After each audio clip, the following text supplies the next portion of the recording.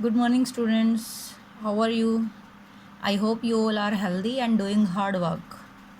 As you know, in physics, we are doing unit first, that is electrostatics.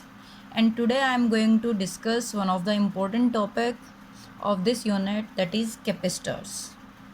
Capacitors, here also you can see that what we will discuss today: capacitors, capacitance, and the capacity of the spherical conductor.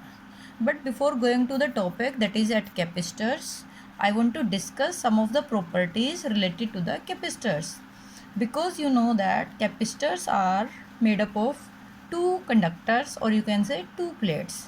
Okay students, let's continue them.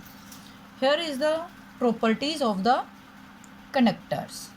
The first property is electric field inside the conductor is zero.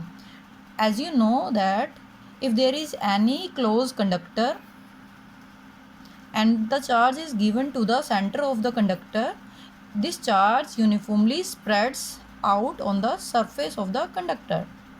That means no charge remains at the center. Here the charge is 0. And if there is no charge, that means electric field also becomes 0. Now the second property here shown, V equals to constant. What V stands for? V is the potential.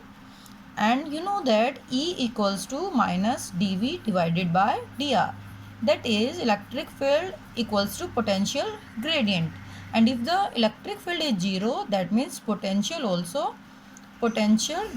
gradient, that is dV by dr equals to 0. Differential of any variable equals to 0. What stands for? That means V equals to constant. Okay students. Now the third property is Q inside equals to 0. That is, the charge inside any conductor equals to 0. Now you know that Gauss theorem. Have you remembered what is Gauss theorem? E dot ds equals to Q divided by epsilon naught. Clear students? Here the left hand side becomes 0 because the electric field is 0. That means Q by epsilon naught also becomes 0. This means epsilon naught is the constant. That means Q equals to 0. Ultimately Q becomes 0. Okay, next property is E at the surface of any conductor equals to sigma by epsilon naught. Clear students? Electric field at the surface equals to sigma by epsilon naught. Sigma is the surface charge density. One more thing I also discuss here is electric field at the surface of any conductor is always normal. Why I am saying that electric field is normal, not the parallel component? Because the charge at the surface is static charge.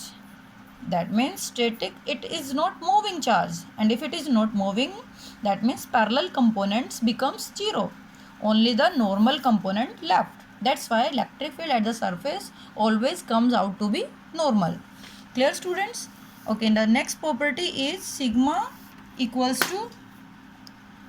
is directly proportional to 1 by r. R here is a radius. You know students, sigma equals to Q by A, where A is the area and area directly depends upon the radius. Clear students? These are the properties of the conductors. Okay, next I want to discuss over here is electric field due to the uniform infinite sheet of a charge. This topic we have already done earlier. Here I have only want to recapitulate is E is equals to Q by 2A epsilon naught. This is the electric field for the uniform infinite sheet, or you can say non-conducting infinite sheet. Clear students? The third one is redistribution of the charges. Redistribution, that means how the charge spreads on the capacitors. The first one is conducting surfaces facing each other get equal and opposite charges. Let's assume this is the cylindrical capacitors plate. This is the first plate, this is the second plate, and you can see here these two are facing to each other. If at one face it is positive charge, then the other face will ultimately becomes negatively charged. Clear students? And the second one is conservation of the charges. You know the conservation means? Conservation says that charge can neither be created nor be destroyed. Clear, students? Okay, students, these are the concepts which we should remember before coming to the capacitors. Now let's come to the capacitors. Okay, capacitors, or you can say a capacitor, is an arrangement for storing large amount of electric charges. You can directly say that capacitors are those devices which are used to store the electric charge. And in what form they store the charges? In electrical energy forms. Here are two conductors. First one this plate and second one this one plate. Why I have shown irregular shape? Because it may be spherical, it may be cylindrical, any other shape.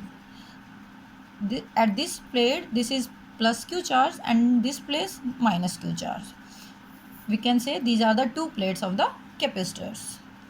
Here I have shown the symbol of the capacitor. This is the old symbol. That means a symbol which we used earlier, ancient times. But these days we are using this symbol for the capacitor. Okay, students.